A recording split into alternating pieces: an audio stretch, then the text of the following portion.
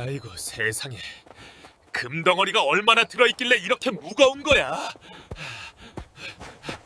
아이고 서방님, 간밤에 저를 업어오느라 고생이 참 많으셨소.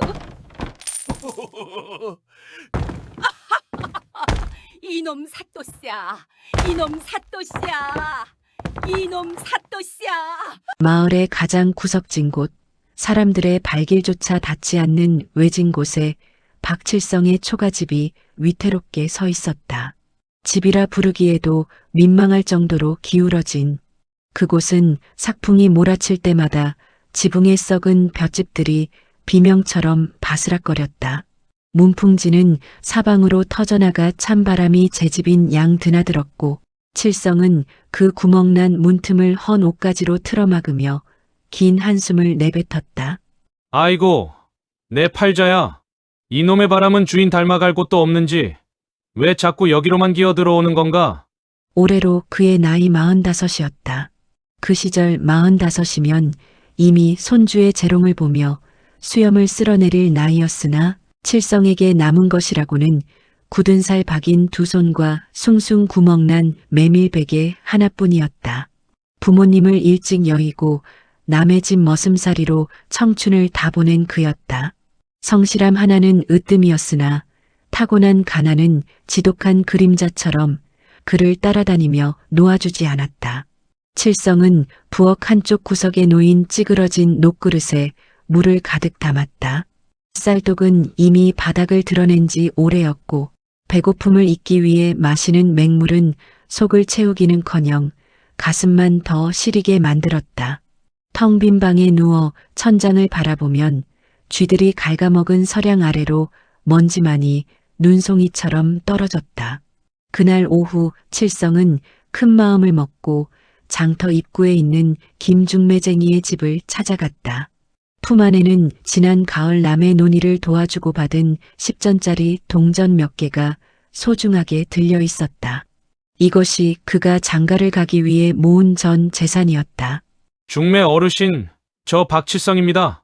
기름기가 자르르 흐르는 김중매쟁이는 칠성을 아래 위로 훑어보더니 코웃음을 쳤다.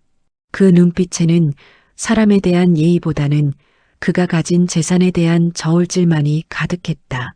아니, 박 총각. 아니지. 이제 박 영감이라 불러야 하나? 여긴 왜 왔나? 저도 이제 나이가 있고 하니 남들처럼 밥 지어줄 사람 하나 있으면 해서요. 여기 제가 조금씩 모은 것입니다. 칠성이 떨리는 손으로 동전 몇 푼을 내밀자 김중매쟁이는 그것을 보지도 않고 밀어냈다. 이복에 박 총각 양심이 있어야지. 지금 장터에 나가보게. 돼지 한 마리 값도 안 되는 돈을 들고 와서 누굴 데려가겠다는 건가? 장가라는 게 입으로만 가는 건 줄 아나? 쌀독에 쌀이 가득하고 방바닥에 온기가 돌아야 계집도 발을 들이는 법이야. 꿈 깨고 가서 남의 집 논이나 한마지기 더 갈게나. 중매쟁이의 집에서 쫓겨나듯 나온 칠성의 귓가에는 마을 아이들의 노래가 환청처럼 들려왔다. 박칠성 총각, 귀신 총각, 장가도 못 가고 늙어 죽네. 이불만 덮고 혼자 우네. 실제로 아이들은 칠성만 지나가면 손가락질하며 낄낄거렸다.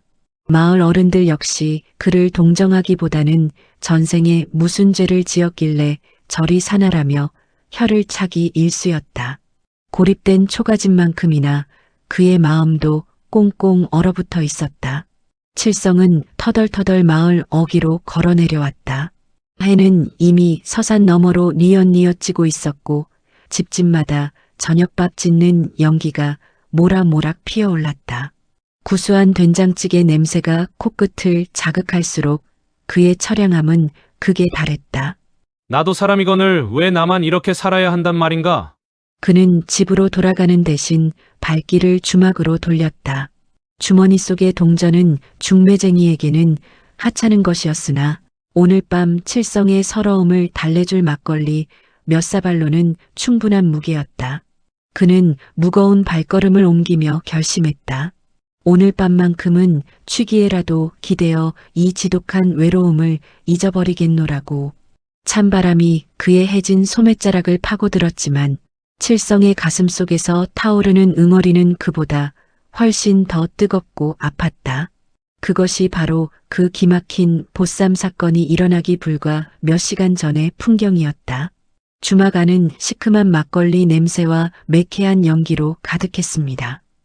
칠성은 구석진 자리에 앉아 연거푸 사발을 비워냈습니다.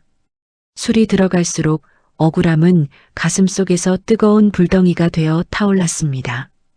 내 팔자가 개팔자만도 못하구나. 전생에 나라를 팔아먹었나? 왜 내 인생은 이리도 시리고 고달픈가? 그는 빈 사발을 탁자에 거칠게 내려놓으며 헛웃음을 지었습니다. 그때였습니다.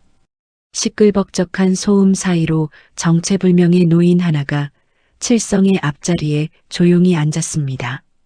백발이 눈처럼 하얗고 눈빛이 형형한 노인은 칠성의 빈잔에 술을 따르며 나직이 속삭였습니다. 박 총각, 장가가고 싶어 하는 그 마음이 하늘에 닿았구먼. 자네, 인생을 통째로 바꿀 기회를 잡고 싶은가? 노인의 말은 은밀했습니다. 오늘 밤 최참판댁 뒤뜰로 가게. 그곳에 자네 평생을 책임질 천하제일 보물이 이불에 쌓여 있을 테니 군말 말고 보쌈해 오게나. 단, 해가 뜨기 전까지는 절대 이불을 들춰보지 말아야 하네. 노인은 말을 마치자마자 연기처럼 사라졌고 칠성은 홀린 듯 주막을 나섰습니다. 달빛조차 구름 뒤로 숨어버린 야심한 시각, 칠성은 최참판댁의 높은 돌담 앞에 섰습니다. 다리는 후들거렸고 심장은 입 밖으로 튀어나올 듯 요동쳤습니다. 에라, 모르겠다. 죽기 아니면 까무러치기다. 칠성은 끙끙대며 담장을 넘었고 어두운 뒤뜰 구석에서 노인의 말대로 큼지막한 이불 보따리를 발견했습니다. 칠성이 보따리를 등에 엎는 순간 으드득 소리와 함께 무릎이 땅에 닿을 뻔했습니다. 아이고 세상에. 금덩어리가 얼마나 들어있길래 이렇게 무거운 거야? 뼈가 마디마디 으스러지는 듯한 고통을 참으며 칠성은 땀방울을 쏟아내며 밤길을 미친 듯이 달렸습니다. 이것이 자신의 인생을 바꿔줄 보물이라는 굳은 믿음 하나로 말입니다. 동쪽 하늘이 푸르스름하게 밝아오자 칠성은 녹초가 되어 방바닥에 쓰러졌습니다. 온몸의 근육이 비명을 질렀지만 보따리를 바라보는 그의 눈엔 희망이 서렸습니다. 이제 고생 끝이다. 이 안에 든 금괴면 정승판서 집안도 부럽지 않겠지. 칠성은 부푼 꿈을 안고 보따리를 끌어당겼습니다. 칠성은 침을 꼴깍 삼키며 떨리는 손으로 보따리의 단단한 매듭을 풀기 시작했습니다. 어떤 보물이 들어있을까? 황금일까? 아니면 보석일까? 매듭이 풀릴수록 칠성의 심장 소리는 더욱 커졌고 그는 기대감에 부풀어 눈을 번뜩였습니다. 하지만 보따리를 젖히는 순간 칠성은 비명을 지르며 뒤로 낮아빠졌습니다. 보따리 속에서 나온 것은 금덩어리가 아니었습니다.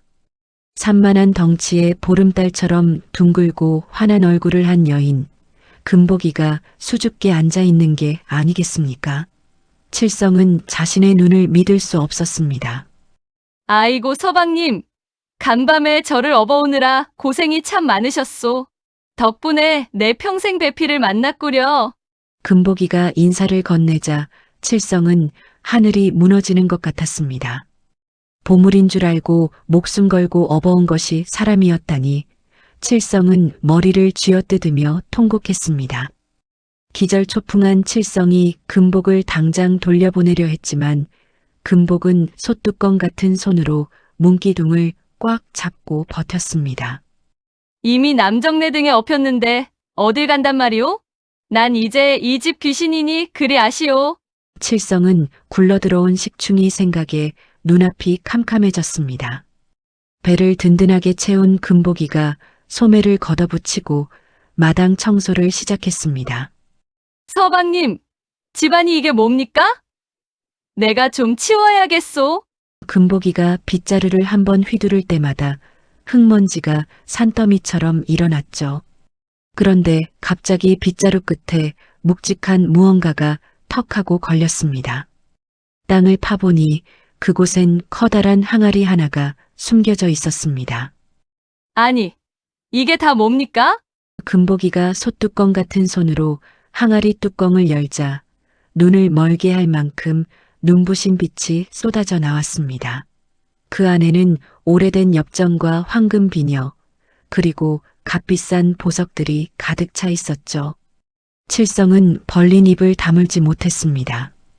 아니, 우리 마당에 이런 게 있었다니.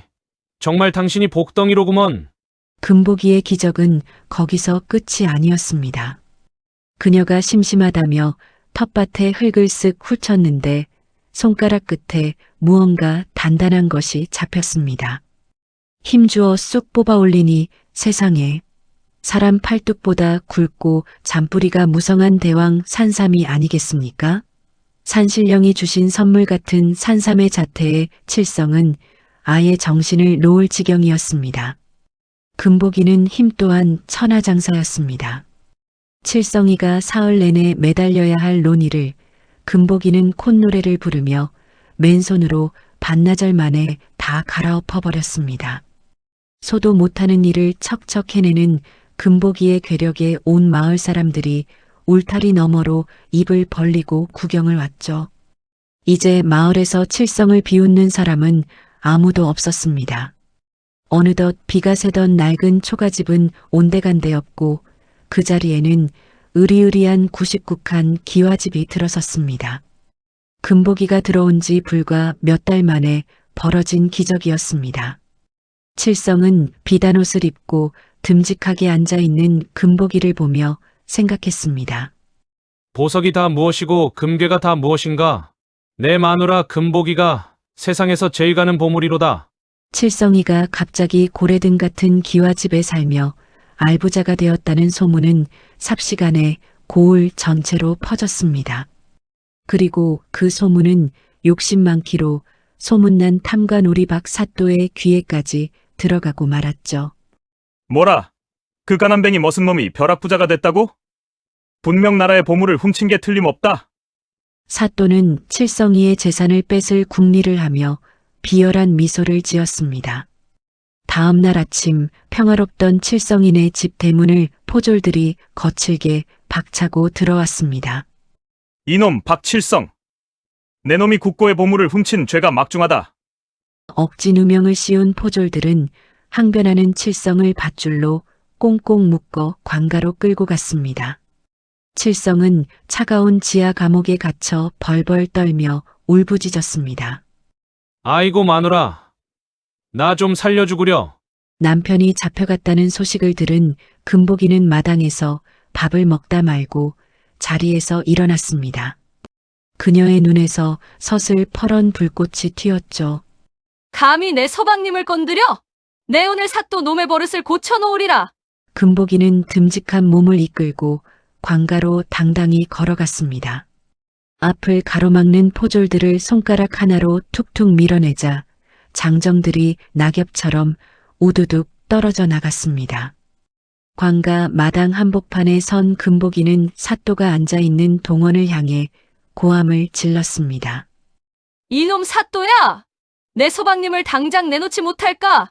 그러고는 마당 구석에 있던 청근 무게의 거대한 돌 해태상을 번쩍 들어 올렸습니다. 금방이라도 사또 머리 위로 던질 듯한 기세에 오줌을 지린 사또는 자지러지며 빌었습니다. 기익, 살려주게. 당장 풀어줄 테니 그것 좀 내려놓게. 무사히 풀려난 칠성은 이제 금보기를 세상에서 가장 귀한 보물로 여기게 되었습니다. 사또는 재산을 빼앗기는커녕 금보기의 기세에 눌려 사죄의 곡식까지 내놓고 주랭랑을 쳤죠. 99칸 기와집 마루에 앉아 비단옷을 입은 칠성이 금복의 손을 꼭 잡으며 말했습니다. 보따리를 잘못 업어온 줄 알고 한탄만 했더니 알고 보니 하늘이 내린 천하제일의 복을 업어왔구려. 두 사람은 마을 사람들의 부러움을 한 몸에 받으며 오래오래 행복하게 살았답니다.